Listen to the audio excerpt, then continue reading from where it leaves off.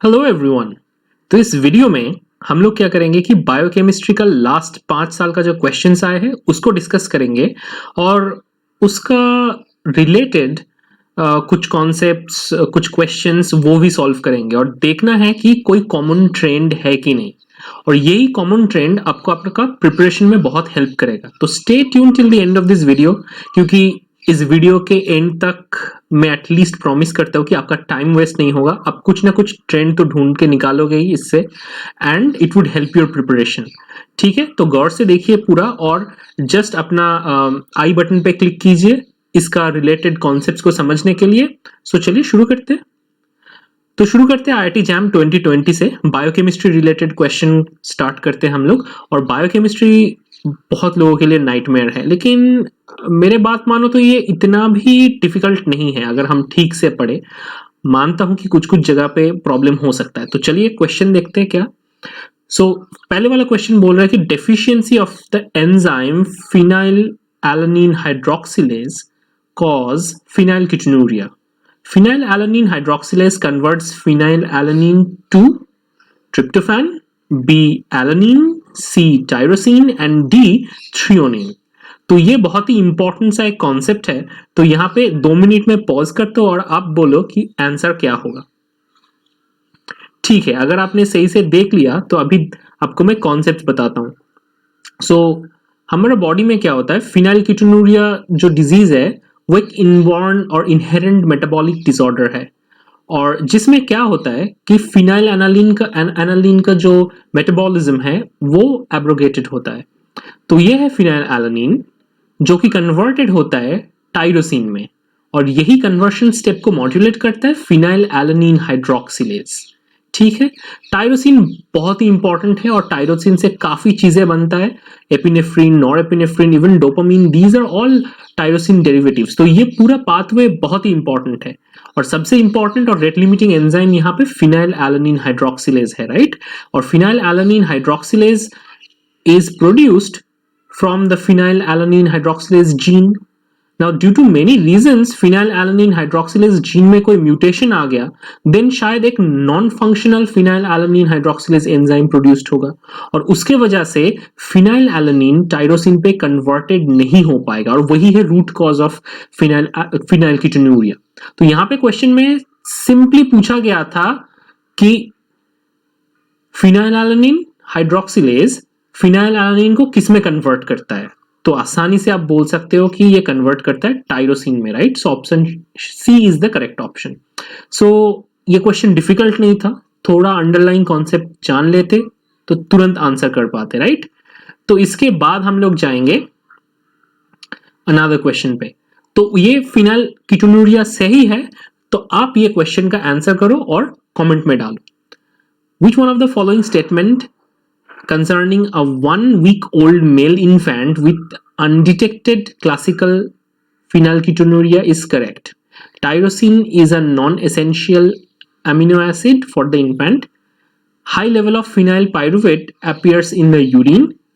A diet devoid of phenylalanine should be initiated immediately.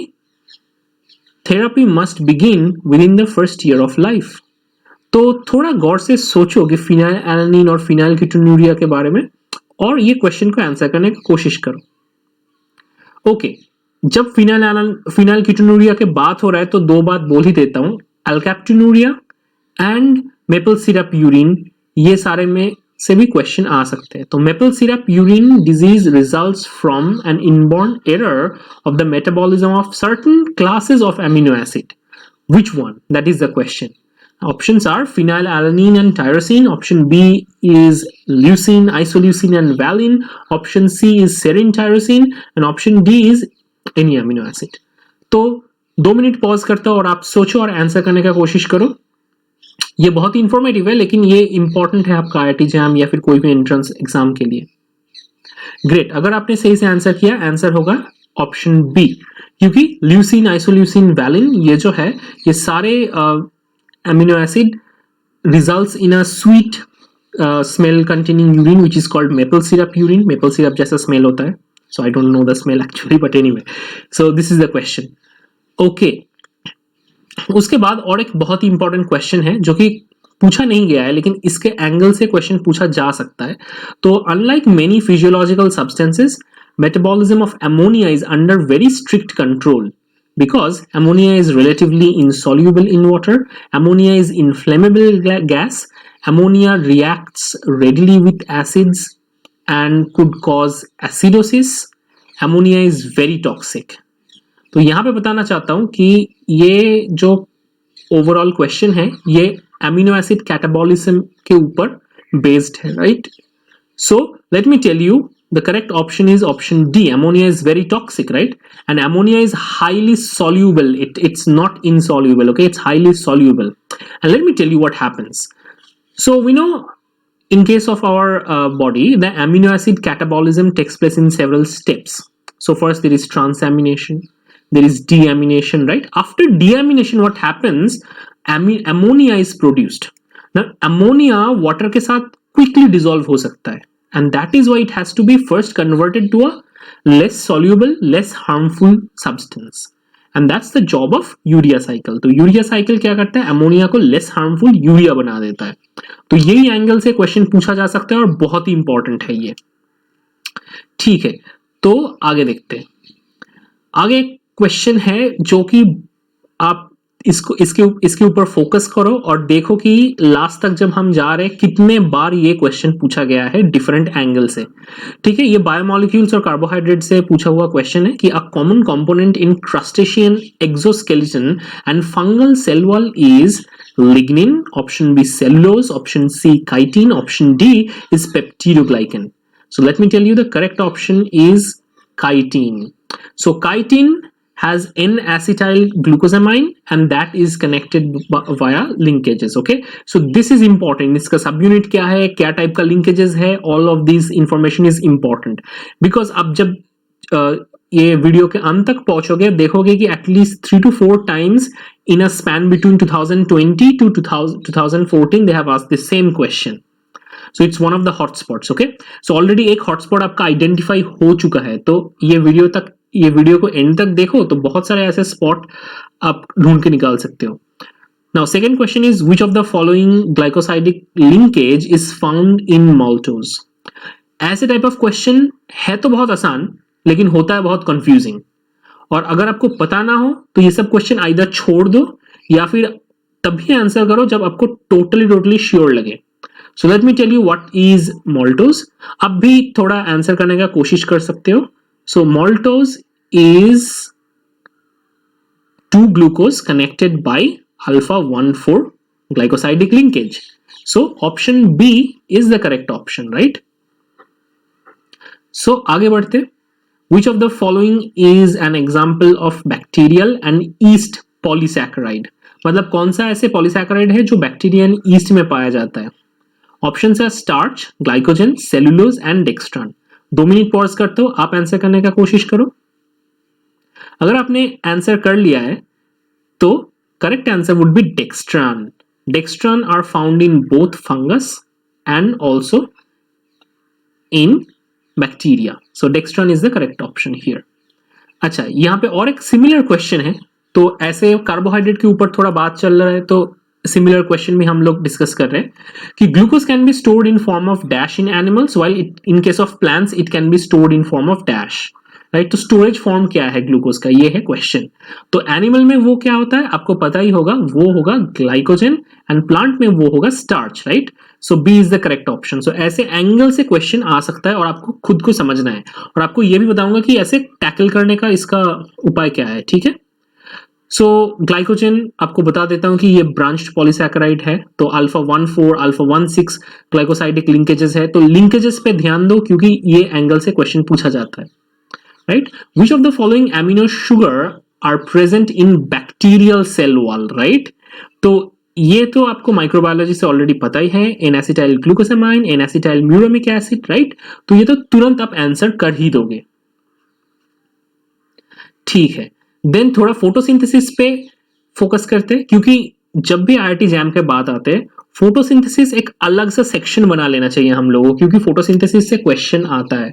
और pretty much like in this past 5 years almost every alternate year photosynthesis से तो question आया है, कुछ ना कुछ क्वेश्चन हमेशा पूछा जाता है ये सेक्शन से। सो यहाँ पे एक क्वेश्चन नंबर देख के आपको पता चल रहा है कि ये MSQ सेक्शन है, सो मल्टीपल ऑप्शन करेक्ट होगा। तो यहाँ पे बोला गया है कि which of the following is or are true about photosynthesis। Option A में बोला गया है कि in C3 plants the first organic product of carbon fixation is 3-phosphoglycerate। Option B है in C4 plants first organic product of carbon fixation is oxaloacetate. Option C में बोला गया है कि crassulacean acid metabolism occurs in succulent plants living in arid conditions. Then oxygen is generated from carbon dioxide in photosynthesis। तो आपको ये देखना है कि ये करेक्ट क्या है। तो एटलीस्ट आपको समझ में आ रहा है कि ये सब क्वेश्चन के बाद कि C3, C4 and cam cycle को आपको अच्छे से पढ़ना है। तो जस्ट आपके लिए 2 मिनट में आंसर देता हूं कि C3 साइकिल में क्या होता है और उसको कार्बन फिक्सेशन कहां पे होता है, right. So basically it's a C3 compound, that is why the name is C3, right, 3-phosphoglycerate। And C4 में क्या होता है, first it is actually converted into a C4, carbon is fixed in a C4 acid which is oxaloacetic acid, right। तो इसीलिए दोनों का दोनों option ही correct होगा। और क्रासुलेशन एसिड मेटाबॉलिज्म और कैम पाथवे तो देखा जाता है एरिड कंडीशन सक्युलेंट प्लांट्स में, वो भी करेक्ट होगा। लेकिन आपको पता है कि फोटोलाइसिस, तो लास्टली जो था oxygen is generated from carbon dioxide. तो आपको पता है कि फोटोलाइसिस ऑफ वाटर से ही ऑक्सीजन जनरेट होता है, राइट। तो कार्बन डाइऑक्साइड से नहीं होता है। कार्बन डाइऑक्साइड का जो कार्बन है वो फिक्स्ड हो जाता है, right. So obviously that is fixed. Carbon dioxide sugar बनाने का काम आता है, right. So obviously oxygen is generated from water. तो ये वाला ऑप्शन इनकरेक्ट होगा। तो ऐसे ही आप लोगों को देख देख के करना होगा। तो बेसिकली आपको क्या समझ में आया, जो फोटोसिंथेसिस का बेसिक कॉन्सेप्ट्स है, बेसिक पाथवेज है, वो आपको समझना है और वो आपको याद रखना है ऐसे ही। तो ये सेक्शन को टैकल करने के लिए मैं जब स्टूडेंट था, मैं ऐसे चार्ट बना लिया था, जो कि मैं एग्जाम के 7 दिन पहले बहुत ही ज्यादा देखूंगा। क्योंकि अभी सच में बोलूं, तुम मुझे अचानक से पूछोगे जेंटीबायोस और सेलुलोज का और सेलोबायोस का, मैं भूल चुका हूं। Or I don't even want to remember this stuff because it is available in internet or everywhere. But unfortunately, our education system demands us to remember these things. तो last में करो ना, commit to memory and vomit to your copy. And also polysaccharide में ध्यान रखना, ये जो at least जितने सारे पॉलीसैकेराइड्स यहाँ पे नोटेड डाउन है, ये सारे का सारे बहुत ही इंपॉर्टेंट है और फ्रीक्वेंटली पूछे जाने वाले हैं। तो एटलीस्ट आपके प्रिपरेशन में ये सारे को तो इंक्लूड करना ही होगा। ठीक है, अभी जैम 20 के क्वेश्चंस को अभी देख लिए, तो थोड़ा जैम 2019 का क्वेश्चन को देख लेते, स्टार्ट करते। एक ना एक क्वेश्चन आ ही जाता है बायोमोलिक्यूल से, और बायोमोलिक्यूल्स में कार्बोहाइड्रेट से तो क्वेश्चन हमेशा रहता है। क्वेश्चन का पैटर्न देखो बहुत सेम है, राइट। पिछले बार वहां पे ग्लाइकोजन पूछा था और यहाँ मैल्टोज पूछा था, और यहाँ पे अभी पूछ लिया कि the glycosidic linkage in cellulose and amylose are dash respectively. तो तुरंत आपको समझ में आ जाना चाहिए कि एमाइलोज और सेलुलोज ये किसका मोनोमर और या फिर किसका पॉलीमर है, और इसमें लिंकेजेस क्या है। जैसे alpha 1,4 linkages are found in amylose, whereas cellulose में बीटा 1,4 लिंकेजेस होता है, राइट। तो आपको समझ में आ रहा है, यहाँ पे पहले सेलुलोज है उसके एमाइलोज है, दैट मीन्स सेलुलोज में बीटा 1,4 एंड एमाइलोज में अल्फा 1,4 लिंकेजेस, राइट। तो ये सब चीजें आपको ध्यान रखना है और एक चार्ट बना लेना ही सबसे सही बात होगा आपके लिए, ताकि लास्ट मोमेंट पे आप अच्छे से रिवाइज कर पाओगे। वही मेरा स्ट्रेटेजी था, ठीक है। Okay, now there is another question. Now this question is given by me, तो थोड़ा ट्विस्टेड करके, सिंपल चीजों को थोड़ा सा ट्विस्टेड करके लिंग्विस्टिकली कॉम्प्लिकेटेड बना दिया गया है, और ये आपको समझ में आना चाहिए। So it says degradation of a ketogenic amino acid results into 2 carbon fragments which may be formed into a ketone bodies or fatty acids or oxidized to carbon dioxide and water by what? A. Glycolysis pathway, B. TCA cycle, pentose phosphate pathway, gluconeogenesis। तो थोड़ा सा pause करो और question को समझो, ठीक है। Question बोल रहा है कि degradation of a ketogenic amino acid results in 2 carbon fragments, right. तो आपको पता ही होगा कि कीटोजेनिक एमिनो एसिड क्या करता है, मतलब कीटोजेनिक एमिनो एसिड तोड़ के क्या बनता है, एसिटाइल कोए, राइट। अभी एसिटाइल कोए से बहुत कुछ बन सकता है, सो आप ये बोल सकते हो कि कीटोजेनिक एमिनो एसिड जो है वो एसिटाइल कोए बना देता है। अभी एसिटाइल कोए से आपका कीटोन बॉडी बन सकता है, एसिटाइल कोए से आपका क्या हो सकता है, फैटी एसिड बायोसिंथेसिस हो सकता है, और एसिटाइल कोए अपना टीसीए साइकिल में भी जा सकता है, राइट। टीसीए साइकिल में जाके वो क्या करेगा, ultimately that would form carbon dioxide, water and energy, right. So yup, यही पॉइंट था, और इसको थोड़ा सा मतलब लिंग्विस्टिकली ट्विस्टेड कर दिया गया है। तो ऐसे ही आईआईटी जैम में पूछा जाता है। Since most of us are not native English speakers, तो हम लोगों को ये लैंग्वेज समझने में थोड़ा डिफिकल्टी होता है, और ये ट्रूथ है, तो ध्यान रखो वो सब चीजों पे। अच्छा, और एक क्वेश्चन है कि in the feedback regulation of enzyme the end product binds to the active site of the enzyme, allosteric site of the enzyme substrate complex, और डी है सबस्ट्रेट। तो इसको समझने के लिए आपको कॉन्सेप्ट ऑफ एलोस्टेरिज्म को थोड़ा समझने का जरूरत है। तो एलोस्टेरिक रेगुलेशन में क्या होता है, एलोस्टेरिक मॉड्यूलेटर कहां पे बाइंड करता है, a site which is other than the active site. So basically ये एलोस्टेरिक साइट होता है, राइट। और एक्टिव साइट में क्या बाइंड करता है, सबस्ट्रेट। सो एलोस्टेरिक साइट में एलोस्टेरिक मॉड्यूलेटर बाइंड करके सबस्ट्रेट बाइंडिंग को मॉड्यूलेट कर सकते हैं, राइट। शायद देखो यहां पे आपका कॉन्फर्मेशन चेंज हो गया, तो अभी आप ये सबस्ट्रेट बाइंड कर सकता है या फिर ना भी कर सकता है। So this is called allosterism. Either it could be a positive regulation, negative regulation, both हो सकता है, राइट। तो ओवरऑल आपका जो एंजाइम का काइनेटिक्स होगा वो पॉजिटिव एलोस्टेरिज्म में और नेगेटिव एलोस्टेरिज्म में कुछ ऐसा दिखेगा, right. If it's a non allosteric enzyme, आपका कर्व ऐसे दिखेगा, लेकिन ये एलोस्टेरिक एंजाइम होगा तो आपका सिग्मोइडियल कर्व दिखेगा, राइट। अभी नेगेटिव एलोस्टेरिज्म में क्या, कर्व राइट साइड में शिफ्ट होगा, और पॉजिटिव एलोस्टेरिज्म में लेफ्ट साइड में शिफ्ट होगा, right. So it's very important, and it's also important कि एफिनिटी को चेंज करने के साथ साथ रिएक्शन वेलोसिटी में इस फर्क हो सकता है। तो ये सारे पॉइंट्स बहुत ही अच्छे से आपको पढ़ना होगा, और इसका रिलेटेड जो वीडियो है उसका लिंक तो आपको आई बटन में मिल ही जाएगा। तो अभी जैम 2014 में आ जाता है थोड़ा क्वेश्चन देखने के लिए। सो यहाँ पे एक क्वेश्चन पूछा गया है, among the following the elongated fibrous protein is myoglobin, keratin, albumin and calmodulin. तो ये भी बहुत ही सिंपल सा क्वेश्चन है, लेकिन लोग फिर भी भूल कर लेते हैं। तो यहाँ पे मायोग्लोबिन, वो तो एक ग्लोब्यूलर प्रोटीन है, नाम से ही पता चल रहा है। एल्बुमिन और calmodulin, all of these are globular, apart from keratin, right. Keratin अपना हेयर में होता है, नाखून में होता है, right. So keratin would be the correct option, fibrous protein.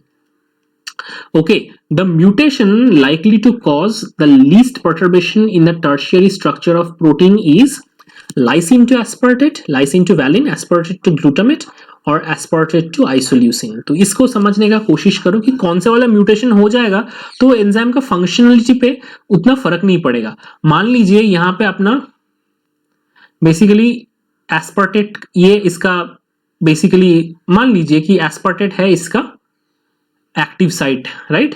तो एस्पार्टेट से अगर ये ग्लूटामेट बन गया, फिर भी ये ग्रुप तो रहेगा, अपना कार्बोक्सिल ग्रुप तो रहेगा ना। लेकिन देखो लाइसिन से जब एस्पार्टेट बन रहा है, मतलब एक बेसिक ग्रुप से पूरा एसिडिक ग्रुप बन रहा है, राइट, वो बहुत बड़ा चेंज है। या फिर जब एस्पार्टेट से ल्यूसिन बन रहा है, राइट, सो एक पोलर से नॉन पोलर बन रहा है, तो ये सब बड़ा बड़ा चेंजेस है। लेकिन एस्पार्टेट टू ग्लूटामेट मतलब चार्ज था, थोड़ा ब्रांचिंग चेंज हुआ है, बट ज्यादा चेंज नहीं हुआ है। तो इसीलिए इसमें सबसे कम चांसेस है कि एंजाइम का फंक्शनल पर्टर्बेशन होगा। तो यही है करेक्ट आंसर। तो इसमें बेसिक मतलब एंजाइम फंक्शन को बेसिक से समझने का जरूरत है, बहुत ही हाईफाई क्वेश्चन ये है नहीं, राइट। चलो फिर से एक क्वेश्चन आया 2014 पे, जो कि है the repeating units of chitin are alpha 14 in acetyl glucosamine, beta 14 in acetyl glucosamine, alpha 14 glucanac, right? So then गैलेक्टोसेमाइन, ये सब. सो ऑब्वियसली ऑलरेडी हम लोग ये क्वेश्चन डिस्कस कर चुके हैं. और काइटिन एक बहुत ही ज्यादा इंपॉर्टेंट कॉन्सेप्ट है बायोकेमिस्ट्री से पूछे जाने वाले, और बहुत बार सेकेंड टाइम ये पूछा, राइट. सो आपको समझ में आ गया ये question overall. So it's by beta 1,4 glycosidic linkage is the linkage between these N-acetyl glucosamine molecules, right. वो काइटिन में होता है, और ये इंसेक्ट का या फिर फंगस का एक्सोस्केलेटन में पाया जाता है. एग्जैक्टली. उसके बाद एक बायोकेमिस्ट्री का सिंपल क्वेश्चन पूछा गया है, लेकिन फिर भी लोगों को कंफ्यूज करवा देता है. The correct ascending order of melting points for oleic, linoleic, palmitic and stearic acid is. तो यहाँ पे ऑर्डर आपको करना है कि मतलब नीचे से जाके असेंडिंग ऑर्डर बोला है, मतलब सबसे कम किसका है और सबसे ज्यादा किसका है. तो देखो भाई, सिंपल सा चीज है, इसका स्ट्रक्चर के बारे में थोड़ा सा सोच होना चाहिए. एटलीस्ट आपको पूरा डिटेल स्ट्रक्चर याद ना होगा, एटलीस्ट तो याद होगा कि palmitic and stearic acid are saturated whereas linoleic and oleic acids are unsaturated, right. तो मतलब एंड के ओर क्या होगा, पामिटिक या स्टीयरिक, राइट. तो ये आपको करना है कि स्टीयरिक पहले होगा कि पामिटिक पहले होगा, राइट. सो बेसिकली यहां पे देख लो कौन सा वाला इंपॉर्टेंट, मतलब कौन सा वाला ऑर्डर में होगा, right. So stearate is basically 18 amino acid, palmitate is 16, right. Sorry, amino acid क्या बोल रहा हूं, कार्बन. सो ऑब्वियसली स्टीयरेट सबसे लास्ट में होना चाहिए, पामिटेट उसका ठीक पहले होना चाहिए. अब आ गया थोड़ा कंफ्यूजन, बिकॉज देखो यहां पे भी ये ऑर्डर है, यहां पे भी ये ऑर्डर है. अभी देखो ओलेइक एसिड और लिनोलेनिक एसिड में आगे क्या होगा. तो अगर स्ट्रक्चर देखोगे, ये है लिनोलेनिक एसिड एंड ये है ओलेइक एसिड. एक डबल बॉन्ड है, यहाँ पे 2 डबल बॉन्ड है, ज्यादा अनसैचुरेशन है, तो उसका मेल्टिंग पॉइंट और भी कम होगा. सो यहाँ पे सबसे कम मेल्टिंग पॉइंट है लिनोलेइक एसिड का, उसके बाद है ओलेइक एसिड का, उसके बाद है अपना स्टीयरिक एसिड का, राइट. सो ये सबसे इंपॉर्टेंट पॉइंट है, राइट. चलो, तो ये बेसिक कॉन्सेप्ट था, उतना डिफिकल्ट भी नहीं था. अच्छा, और एक क्वेश्चन करते हैं. अ peptide glue hedge strip serine, glycine, leucine, arginine, proline, ये सब डाल दिया है.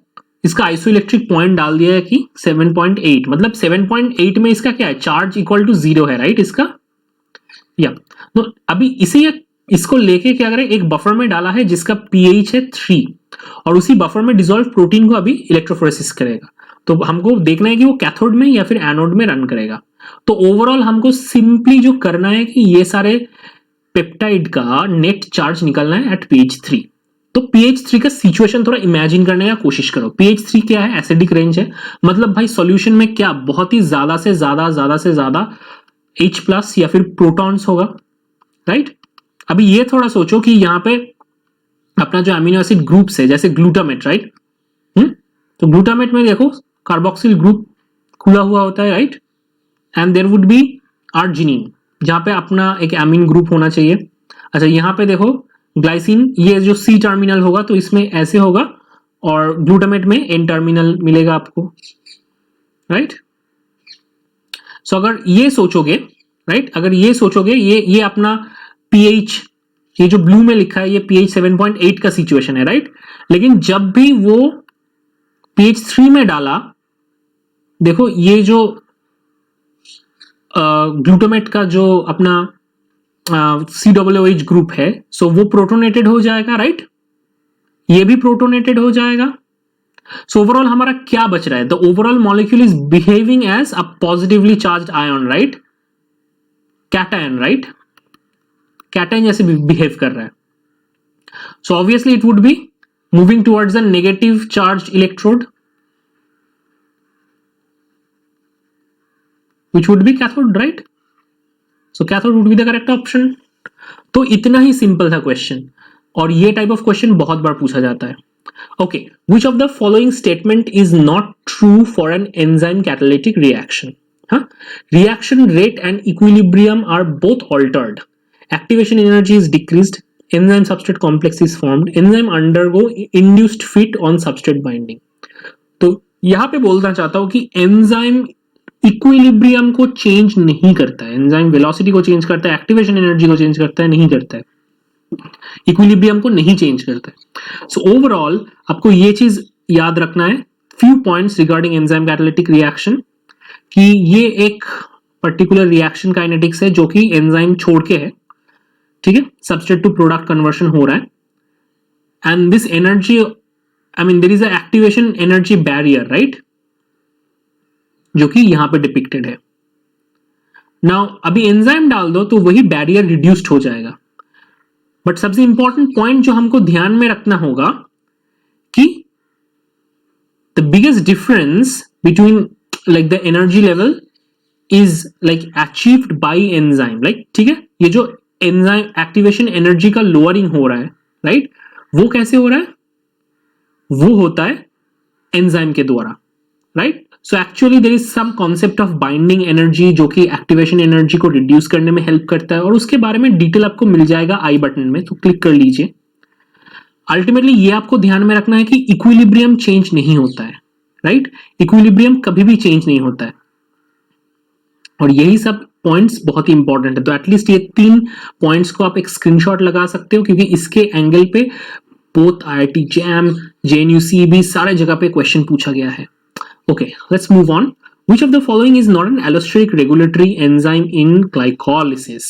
सही है, तो पूछा है कि hexokinase, option B is phosphofructokinase, option C is phosphoglycerate kinase, option D is pyruvate kinase। तो यहां पे आपको आराम से पता चल जाएगा कि कौन सा वाला नहीं है, सारे के सारे काइनेज एंजाइम है, राइट। सो यहां पे आपको याद रखना है ग्लाइकोलाइसिस पाथवे में कौन सा रेगुलेटरी एंजाइम है। कोई भी बायोकेमिकल पाथवे पढ़ो तो रेगुलेटरी स्टेप क्या है उस पे ज्यादा फोकस करने का है, क्योंकि उसी स्टेप से क्वेश्चन पूछा जाता है। और यही है एग्जांपल, मतलब आप फैटी एसिड बायोसिंथेसिस पढ़ो, फैटी एसिड डिग्रेडेशन पढ़ो, कुछ भी पढ़ो, लेकिन जो रेट लिमिटिंग स्टेप है उसको आपको याद रखना है। बाकी का 5 स्टेप याद ना रखोगे तो कुछ फर्क नहीं पड़ता है, राइट। तो देखो यहाँ पे फॉस्फोग्लिसरेट काइनेज जो है वो रेट लिमिटिंग नहीं है, राइट। सो पिछले का क्वेश्चन में क्या है, फॉस्फोग्लिसरेट काइनेज, ये वाला होगा करेक्ट आंसर, राइट, मतलब यही करेक्ट आंसर है जो कि रेट लिमिटिंग एंजाइम नहीं है, ठीक है। So all of these are under allosteric control of several things, जैसे ATP levels, AMP levels etcetera. इसके बारे में डिटेल में पढ़ना है तो ऑलरेडी लिंक आपका आई बटन में है, तो देख लीजिए, ठीक है। सो ओवरऑल और क्या होता है, okay, there are many regulators. तो रेगुलेटरी स्टेप पे आपको ध्यान देना है, और ये एक शॉर्ट वीडियो है तो इस पे ज्यादा डिटेल में नहीं बात करने वाला। और एक क्वेश्चन है यहाँ पे कि match the enzymes of TCA cycle with group 1 with their products listed in group 2। तो ढेर सारा एंजाइम दिया है, ढेर सारा प्रोडक्ट दिया है, और ये बहुत ही घटिया क्वेश्चन है, फिर भी ये क्वेश्चंस को आंसर करना चाहिए। और ये तो हम लोग पहले से ही करके आ रहे हैं, लोगों का तो पूरा मतलब दिमाग में एम्बेडेड है अभी TCA साइकिल, तो आई होप एवरीबॉडी कर पाएगा। And you just need to remember which are the enzymes, what are the sequence and all of this things. So this is very simple ना। Then there are few interesting questions like these things. Addition of uncoupler 2,4-dinitrophenol to actively respiring mitochondria would cause decrease in ATP production, increase in ATP production, ऐसे। So what are uncouplers, right? So uncoupler का concept बहुत ही सही है, important है। तो मतलब मानो ये अपना इलेक्ट्रॉन ट्रांसपोर्ट चेन है, राइट। तो जिसमें क्या होता है, इलेक्ट्रॉन का रिले होता है, और इसी इलेक्ट्रॉन का रिले के द्वारा there is proton pumping and there is a proton gradient forming from the intermembrane space and the mitochondrial matrix, और ये gradient को यूज करके ATP जनरेट होता है, right. So that's the chemiosmotic hypothesis. अगर कोई ये ग्रेडियंट को लीक कर दे तो क्या होगा, इलेक्ट्रॉन ट्रांसपोर्ट फिर भी होगा लेकिन ATP जनरेट नहीं होगा, तो वही है अनकपलिंग। सो मानो सेल का कोई कंबशन यूनिट है और उसी कंबशन यूनिट को यूज करके इलेक्ट्रिसिटी जनरेट हो रहा है, right. So power generator is that ATP synthase and the combustion unit is maybe this particular transport chain. तो दोनों को अनकपल करोगे तो क्या होगा, राइट, इलेक्ट्रॉन ट्रांसपोर्ट चेन होगा लेकिन ATP प्रोड्यूस नहीं होगा। सो it would be helpful for thermogenesis, ठीक है। और जो रिएजेंट वो करता है उसको बोलता है अनकपलर, जैसे 2,4-डाइनाइट्रोफेनॉल। तो सही है, 2,4-डाइनाइट्रोफेनॉल क्या करता है, ग्रेडियंट को डिसिपेट करता है, क्योंकि it makes the membrane more permeable to hydrogen ion. तो उसको फर्क नहीं पड़ता है, मतलब सेपरेशन नहीं हो पाता है, राइट, तुरंत आ जाता है हाइड्रोजन आयन। और ऐसे पर्टिकुलर पॉइंट्स आपको याद रखना है कि फिजियोलॉजिकल सिचुएशन में भी होता है, specially in babies. Brown adipose tissues में क्या होता है, ये अनकपलिंग होता है, राइट। ये अनकपलिंग के वजह से क्या होता है, ब्राउन एडिपोज टिश्यू में हीट जनरेट होता है, और थर्मोजेनिन नाम का एक प्रोटीन है जो अनकपलर जैसे काम करता है। तो अपना फिजियोलॉजिकल सिचुएशन में भी ये काफी एडवांटेजियस है। ठीक है, तो चलो आगे बढ़ते हैं।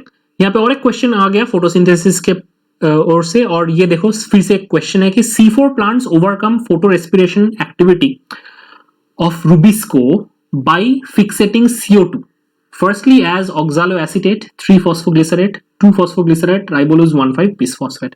so simply पूछा है कि मतलब C4 साइकिल में फर्स्ट स्टेबल प्रोडक्ट क्या है CO2 फिक्सेशन के बाद।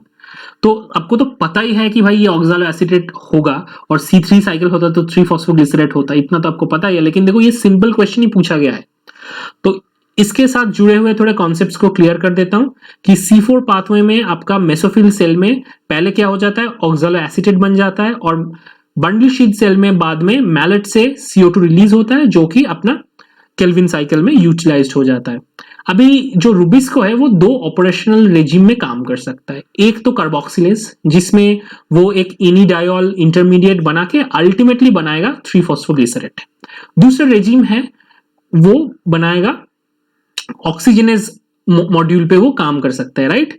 और ये ऑक्सीजनेज मॉड्यूल में काम करके वो क्या करेगा, 2-phosphoglycerate and 2-phosphoglycolate and 3-phosphoglycerate ये बना सकता है, राइट। सो ओवरऑल ये यहां पे क्या होता है, CO2 फिक्सेशन नहीं होता है, ये वेस्टफुल प्रोसेस है, राइट। और C4 प्लांट क्या करता है, पहले ही उसको ऑक्सालोएसिटेट में कन्वर्ट कर देता है, तो अल्टीमेटली वो कार्बन डाइऑक्साइड कभी मतलब कभी वेस्ट नहीं हो पाता है। So that is now in a fixed format, right. तो इसके बारे में भी डिटेल्स पढ़ना आपको है तो लिंक आई बटन में मिल जाएगा।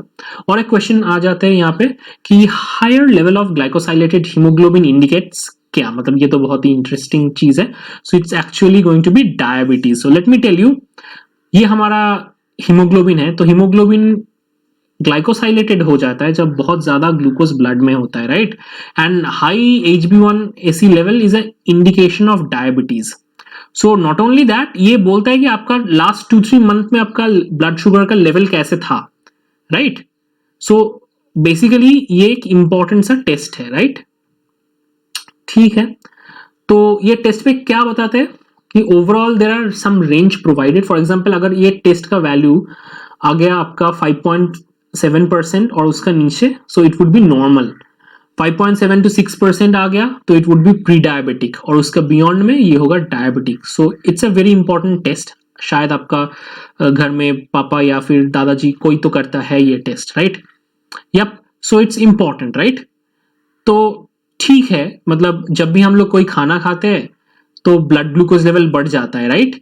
और जब भी blood glucose level too much हो जाता है, जनरली क्या होता है, वो टिश्यूज में सेग्रीगेटेड हो जाता है और टिश्यूज में वो स्टोर्ड रहता है, right, in form of glycogen, और मे बी यूटिलाइज्ड भी हो सकता है। लेकिन जब डायबिटीज होता है तो ये यूटिलाइजेशन ही नहीं होता है, टिश्यू में जाता ही नहीं है, राइट। एज अ रिजल्ट क्या हो रहा है, ब्लड में वो परसिस्टेंट लेवल पे रह रहा है और वो ग्लाइकोसाइलेट कर रहा है आरबीसीज को, right. And now it is forming a शिफ्ट base which is basically your HbA1c, right.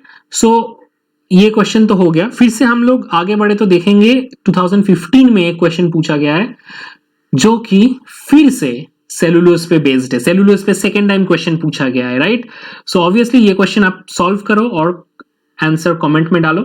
और ये बहुत ही इंपॉर्टेंट है, देखो कुछ स्पेसिफिक कार्बोहाइड्रेट्स पे वो लोग फोकस करते हैं, जैसे chitin, cellulose, amylose, starch, glycogen etcetera.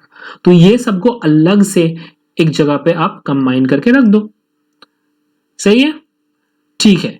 सो आगे चलते हैं। Which one of the following are not true for photosynthesis? Reduction of CO2 and H2O, oxidation of CO2 and H2O, reduction of CO2, oxidation of H2O। So ये तो आपको बहुत ही मतलब अच्छे से याद होना चाहिए कि क्या होता है फोटोसिंथेसिस में। Obviously carbon dioxide is reduced to a sugar, whereas hydrogen से क्या होता है, मतलब सॉरी वाटर से क्या होता है, वाटर का फोटोलिसिस होके ऑक्सीजन निकल जाता है, राइट। और ये इलेक्ट्रॉन को दे देता है, मतलब ऑक्सीडाइज्ड हो गया। ओके, उसके बाद और एक क्वेश्चन है कि the net charge in the following peptide at pH 7 is, right. So यहां पे आपको ओवरऑल देखना है कि भाई देखो यहां पे हमारा ये ग्रुप है, यहां पे हमारा ऐसे ग्रुप होगा। अभी एस्पार्टेट के लिए एक ऐसा और लाइसिन के लिए भी एक ऐसा ग्रुप आ जाएगा। सो ओवरऑल आपको +1 +1 -1 -1 ओवरऑल इसका चार्ज होगा 0। तो ऐसे ही आपको समझना है कि कौन सा pH रेंज है, और pH range amino acid charge ये बहुत ही इंपॉर्टेंट टाइप ऑफ सवाल है जो कि जिसके ऊपर एक अलग सा वीडियो होगा। So stay tune for that, क्योंकि ये बहुत ही कॉमन टाइप क्वेश्चन है। So this is very very important. Okay, इसके ऊपर एक अलग से वीडियो लाऊंगा। तो चलो और एक टाइप ऑफ क्वेश्चन है जो कि 2016 में पूछा गया है। The following polypeptide chain was sequentially treated with dithiothreitol, cyanogen bromide and trypsin. कितना सारा फ्रैगमेंट मिलेगा, ये भी बहुत ही रट्टा लगाने टाइप क्वेश्चन है। So overall this particular table would help you to remember those things and you can note down this table, keep it for the last week or last month। तो last month में आपको ये पढ़ना important है, और ये लेनिंजर से उठाया गया है। ओके, सो लेनिंजर में बहुत सारा ऐसी इंफॉर्मेशन है जो कि डायरेक्टली वो उठा के क्वेश्चन पूछता है, तो ये सब आप ध्यान में रखो। चलो फिर से और एक क्वेश्चन पूछते हैं, और एक क्वेश्चन करते हैं जो कि फोटोसिंथेसिस से आया है 2016 में। What is the source of electron in photosynthesis? ये क्या बात हो गया, ये क्वेश्चन तो फिर से पूछा है 2015 में, right. So photolysis of water that gives the electron, right, that actually replenish the electron. So obviously ये वाला करेक्ट होगा। तो यही आपको बहुत ही अच्छे से पढ़ना है। फोटोसिंथेसिस पे आसान क्वेश्चन पूछा जाता है, लेकिन अच्छा क्वेश्चन पूछा जाता है। और एक श्योर शॉर्ट क्वेश्चन जो है वो है विटामिन के ऊपर। एवरी ऑल्टरनेट ईयर तो पूछा ही जाता है कि विटामिन B1, B2, B6 और इसका कोएंजाइम का नाम क्या है। सो ये सब बहुत ही इंपॉर्टेंट चीज है। इसके लिए एक बहुत सही सा ट्रिक है मेरे पास, जो आपको अगर सीखना है तो प्लीज आई बटन पे जाओ, क्लिक करो और सीख लो। सो बेसिकली यहाँ पे मैं बोल देता हूँ कि विटामिन B1 जो है, right, vitamin B1 is thiamine, और थियामिन पाइरोफॉस्फेटेज, दैट्स द कोएंजाइम। सो यहाँ पे आपको एक मिल गया, मतलब P4 मिल गया, राइट। सो देखो P4 किस में है, A और D में, तो B और C के बारे में सोचना भी नहीं है। उसके बाद आपको पता है कि P6 जो है, राइट, पाइरिडॉक्सिल फॉस्फेट है, right. So S is equal to 3 होगा। तो देखो यहाँ पे S3 कहां पे हो रहा है, right. So D would be the correct option, right. तो ऐसे इस सारे क्वेश्चन को सॉल्व करना है। अच्छा, यहां पे और एक क्वेश्चन है कि glucose is incubated with enzyme of glycolytic pathway except pyruvate kinase, gamma 32P ATP and unlabelled phosphate. ठीक है, तो ATP डाला गया है, फॉस्फेट डाला गया है, ये सब है, राइट। अभी क्वेश्चन है कौन सा वाला चीजें, कौन सा वाला पाइरुवेट काइनेज है नहीं, ठीक है। सो कौन सा वाला प्रोडक्ट जेनरेट हो सकता है, राइट। तो इसको समझने के लिए आपको एक कॉन्सेप्ट समझना होगा, वो है substrate level phosphorylation. Okay, so guys यहां पे देखो सबस्ट्रेट लेवल फॉस्फोराइलेशन कहां पे हो रहा है, कहां पे होता है। देखो ये हमारा रेट लिमिटिंग स्टेप है। अभी जिस स्टेप पे सबस्ट्रेट लेवल फॉस्फोराइलेशन होगा, मतलब वहां से फॉस्फेट ग्रुप कहां से आ रहा है, सबस्ट्रेट से आ रहा है, राइट। तो देखो ये वाला स्टेप पे और ये वाला स्टेप पे, लेकिन यहाँ पे पाइरुवेट काइनेज यूज नहीं किया गया है, राइट। सो ऑब्वियसली ये तो कुछ होगा नहीं हमारा। सो सोचना है इस स्टेप के बारे में। सो फॉस्फोग्लिसरेट काइनेज क्या करता है, 3 फॉस्फोग्लिसरेट बना देता है, राइट। और ये 3 फॉस्फोग्लिसरेट बनाने का टाइम में क्या होता है, 3 फॉस्फोग्लिसरेट बनाने का टाइम में क्या होता है, ADP से बन जाता है ATP, राइट। तो ये आपको ध्यान रखना है। सो उसी पर्टिकुलर पॉइंट को ध्यान रखते हुए चलना है, right. So 3 phosphoglycerate would be the option here. मतलब इसको छोड़ के बाकी सभी बन सकता है, ठीक है। और एक क्वेश्चन दिया गया है कि at what pH polyglutamate in aqua solution can behave like a alpha helical structure. तो पहले ही तो आपको बता दूं, अगर आपका पॉलीग्लूटामेट है तो प्रॉब्लम क्या है कि बहुत ज्यादा स्टेरिक रिपल्शन होगा। एक कंटिन्यूअस स्ट्रेच में पॉलीग्लूटामेट है तो स्टेरिक रिपल्शन होगा। तो तब भी स्टेरिक रिपल्शन ना होगा जब यहां पे प्रोटोनेटेड हो जाएगा, राइट। और प्रोटोनेशन कब होता है? जब पीएच बहुत कम हो जाएगा। सो अब क्वेश्चन में वापस चलो, देखो यहाँ पे पीएच सबसे कम कब है? 3, और बाकी पीएच इज बियॉन्ड 7, राइट। और उसी पीएच में वो डिप्रोटोनेटेड स्टेट में रहेगा और अनस्टेबल होगा। तो यहाँ पे सिर्फ अल्फा हेलिक्स बन सकता है पीएच 3 में ही, तो ऑप्शन 1 ही करेक्ट है। तो इसीलिए बोल रहा हूं कि पीएच रिलेटेड प्रॉब्लम्स आर बहुत ही इंपॉर्टेंट। तो इसके ऊपर अलग से वीडियो होगा, तो स्टे ट्यून टिल दैट, ठीक है। सो एनीवे, उसके ऊपर और एक क्वेश्चन है कि solution of the following peptides are prepared separately at a concentration of 1 millimolar, ठीक है। So among this which would have highest level of A280।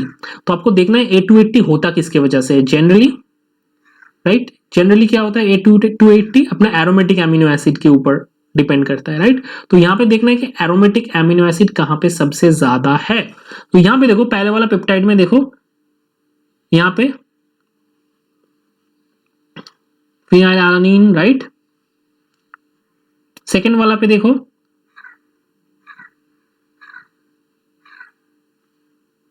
Right. Third वाला पे देखो उतना भी ज्यादा नहीं है। फोर्थ वाला पे भी देखो उतना ज्यादा नहीं है। तो फर्स्ट वाला पे सबसे ज्यादा है, सबसे ज्यादा एब्जॉर्बेंस होगा, एब्जॉर्बेंस पीक सबसे हाई होगा, राइट। और एक क्वेश्चन पूछा गया है, विच one of the following parameters changes upon doubling the enzyme concentration, right. तो एंजाइम कंसेंट्रेशन बढ़ा दोगे तो चेंज क्या होगा?